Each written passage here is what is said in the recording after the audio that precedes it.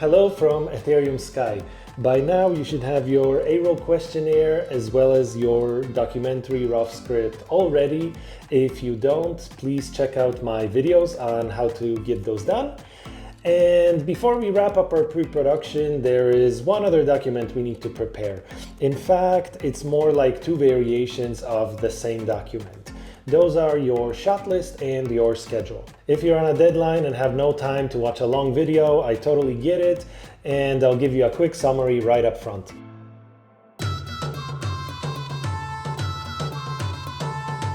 Guess what? Your shot list is already largely done. Open up your script, look at your B-roll or visuals column, copy all of that content over to a new document, and there you have it. Then to build your schedule, reorganize your shot list from story order to the most efficient shooting order and simply add the times for each of your shots. And there's your quick answer. But if you really want to impress your client, if you want to make your shoot go smoother and make your crew's life easier, stick with me just a bit longer as I'm about to delve deeper, offer you a whole bunch of really useful tips, and simply guide you by hand through the entire process to make sure your documents are as solid as they can be. Over my 16 years of experience in the film and TV industry, I can tell you that not having a clear shot list and or a schedule can turn your production into an absolute nightmare. Your producers will not trust you, and they'll be right not to trust you.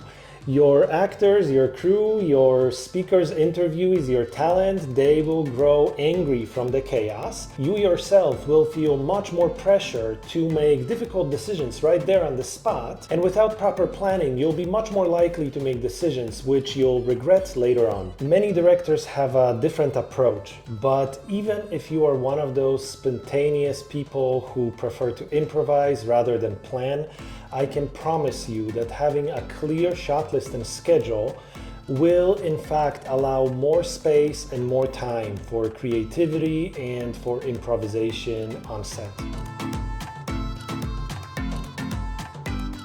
We're just about ready to get started. Just one final note, if you look at the description of the video below, you'll find pretty much all of the materials and all of the videos that I reference in this tutorial. So be sure to check it out. You'll find my templates, you'll find my script, shot lists, everything.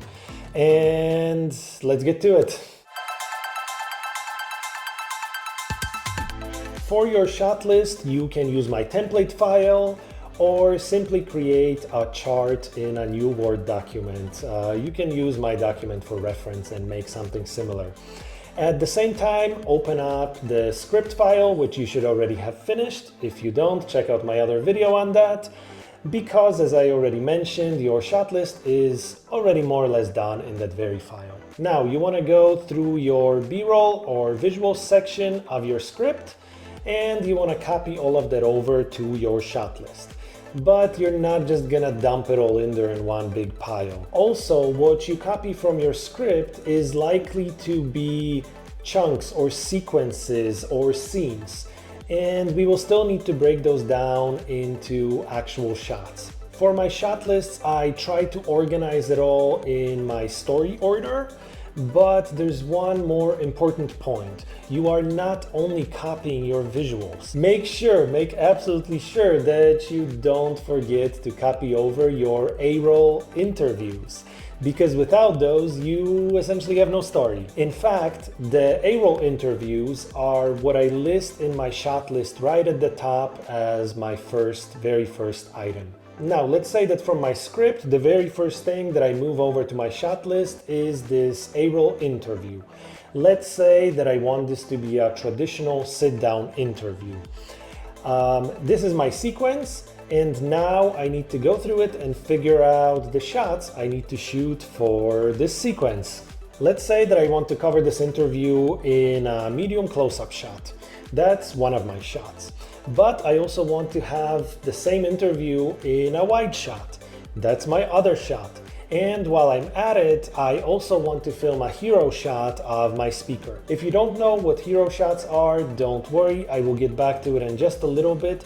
But in this example, my hero shot would be my third shot for this sequence. And there, my first sequence is done.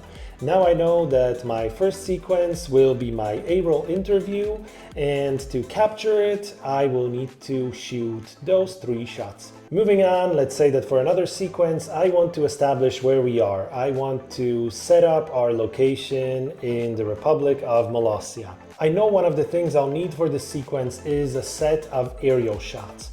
A set of shots focusing on the same general point is generally called a series. This is a term coming from fiction film.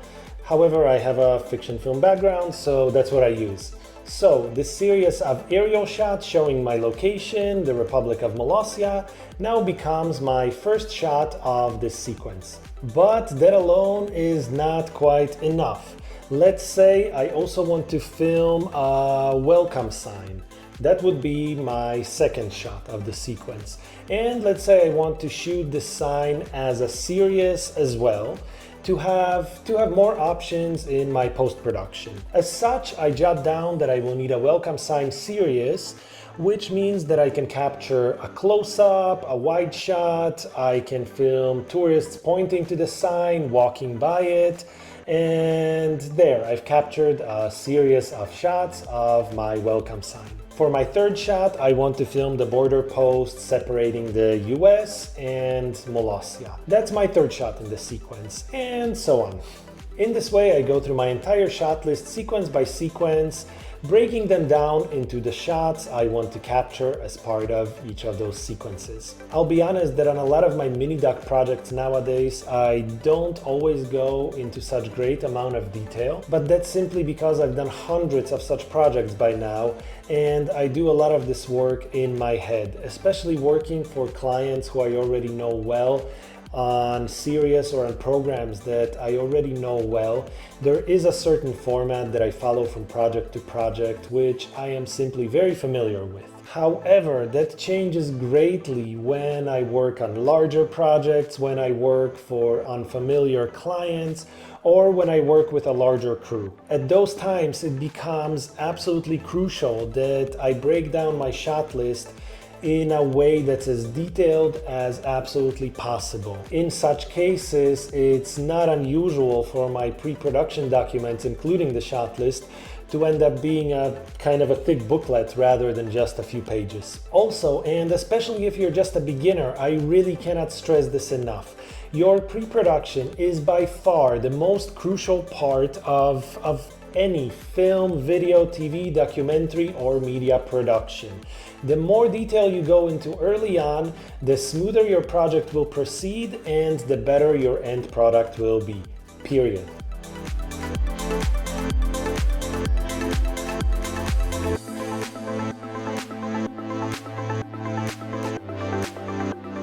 By now, you should have gone through your visuals, you organized your shot list in story order, you included your A-roll, and you broke down all your sequences into their individual shots. Great, all we have left is just a bit of fine-tuning. This will differ from project to project, but go through your shot list and ask yourself, is there anything missing? Is there anything else that might be helpful in putting together your edit? Here are some points to consider. Did you plan enough sequences or shots to properly establish your setting? This could be your location, it could be a building, it could be a city, it could even be a time period. And this is especially important when your setting is central to your story, as it was to me in case of the Republic of Molossia. The setting was in fact my entire story. Secondly, did you plan enough sequences or shots to establish each of your key speakers? And are those sequences or shots relevant to your story? Maybe in your project you want to tell me the personal story of a certain person. Maybe you planned a lot of shots with this person, but what if all you planned shows me this speaker in a professional setting, engaged at work? What will you show me when this speaker actually talks about his family, about his childhood, about his hobbies? In some cases, you'll end up having hours and hours of material, but later when you sit down to your edit, you'll realize that none of this material is actually fitting to your story. As such, perhaps you need to think about diversifying your sequences, your visual sequences, perhaps showing different aspects of your character's life which might better relate to your story. But let's go further. Let's say that this speaker's time is very limited, you can only do so much with him. Well, how about joining him a few hours earlier in the morning? How about filming him get ready for work? This gives you access to his home. You can catch maybe a quick shot of a photo on the wall, establish his living space, establish his morning routine. Perhaps you could join him or her on their commute to work. This lets you film with them in their car, see them sipping coffee, and further establish the connection to this person, further establish them as a real person. And hopefully these sequences could be helpful in putting together an edit which better connects to your key story. I hope you get the idea. One more point to consider. Did you plan enough cutaway shots or connecting transition shots to help you edit your story? We don't need to be looking at your character the entire runtime. Maybe you need to capture birds flying overhead or the flowers growing in their garden. Perhaps you might need to plan a sequence of a time lapse of the stars going by. Those can help you establish your setting, but more importantly, on a technical end, they can help you avoid jump cuts in your edit. They can establish the passage of time, and they can simply help you smoothly connect to related or sometimes unrelated sequences in your video project. Those shots might not be, and usually will not be, key to your story. They can be easy to forget, but if you make sure to capture them, your editor or your future self, in case you're editing yourself, will be very grateful. So, using some of those points of consideration, go through your shot list, fill in any potential blanks, and there you have it. Your documentary or video shot list should now be ready. There's just one last pre-pro document we need to get done, and that's your schedule. On some of those small mini-doc projects, this ends up merely being a sort of a variation of your shot list. And in fact, once you're experienced enough, you can get your shot list and schedule combined and done all in one. So let's get it done. Here's the deal. We already pretty much have all the info we need. Now we largely just need to rearrange this shot list we just prepared into our shooting order. This will depend on your specific projects, but here are some factors to consider to help you get this done. The availability of your talent. Perhaps your speaker is only available for 2 hours, and if that's the case, you better make sure that you make the best use possible of this time. The availability of locations, same thing. If the location has to close by a certain time, you better get your stuff done within the time you have. Any permit restrictions. You might have permissions to shoot certain things only on a certain date or within a very specific time. Weather conditions. If you're shooting outdoors and you're expecting rain in the afternoon, then better get all your exterior shots done right away first thing in the morning. Time of day and sunlight. Maybe your project's opening or closing shot has to be filmed specifically during sunrise or sunset. Make sure you plan ahead for that. Maybe you've planned this beautiful shot at the very specific spot, and you get there and you find that you're shooting straight against the sun and all you can get is a silhouette. Your shot is ruined and now you have to brainstorm on the spot, waste time to find another alternative. With good planning, you will never end up in such situation. Consider how tired your crew, your interviewees, and you yourself will be. If your shoot runs late, if you're filming for 15 hours and you've left your most important, most emotional parts up until the very end, remember that energy is likely to be on the low end. Finally, consider simple logistics and try to organize your shots and sequences in the most efficient order. Maybe you will have 3 sequences all within the same location before you make a location change. Schedule them back to back, saves you time. Similarly, if you have only 2 sequences for which you need a certain speaker, it would be silly to schedule one in the morning and one in the evening and make this person sit around and wait for 10 hours in between. So try to group them together. Similarly, what about your batteries? Perhaps there's some piece of equipment you need to charge after a few hours of use. Plan your shots around that so that you're not wasting time on simply idly waiting, but instead you can make use of this time to shoot something else, to do something else. Use common sense, expect the unexpected, and plan for every possibility. As I plan my shooting order, I also often will jot down how long roughly I expect each shot to take, and or I simply jot down the hours of the day, essentially when I plan to get each shot and or each sequence done. This then gives me an hourly breakdown of what I need to do on the shoot day step by step. Along with my shooting workload itself, whenever relevant, I also add some other key items to my schedule, such as transport between locations, a lunch break, any extended camera setups, and so on. And there you have it. Congratulations! Your shot list, your schedule, and all of your documentary pre-pro documents should now be complete. But don't leave just yet. I have a few super useful tips to give you before you get into your production. Tip number 1 are your hero shots. A hero shot is a shot focusing on the hero or the key subject of your story. Usually this shot would be more dramatic, more visual, pre-staged, and well lit. It can help serve as a very strong visual central image to your story. It can be a good shot to place your title over. Even though I've used hero shots for ages, I honestly never heard this term until the recent years. I might be wrong, but I'm fairly certain that this is a term that came from social media, and it came in the recent years.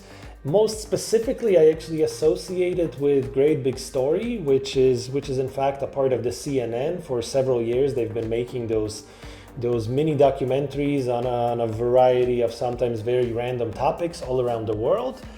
And they made heavy use of hero shots. But in documentary or video production, your hero does not at all have to even be a person. Several years ago, I did in fact work with Great Big Story on a project about coffee and how it's drank all around the world.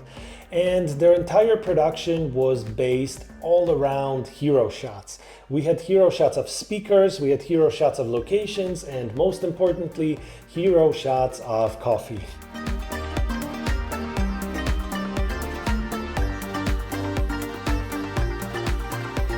Tip number 2. This is as much a tip for your planning as it is a tip for your shoot.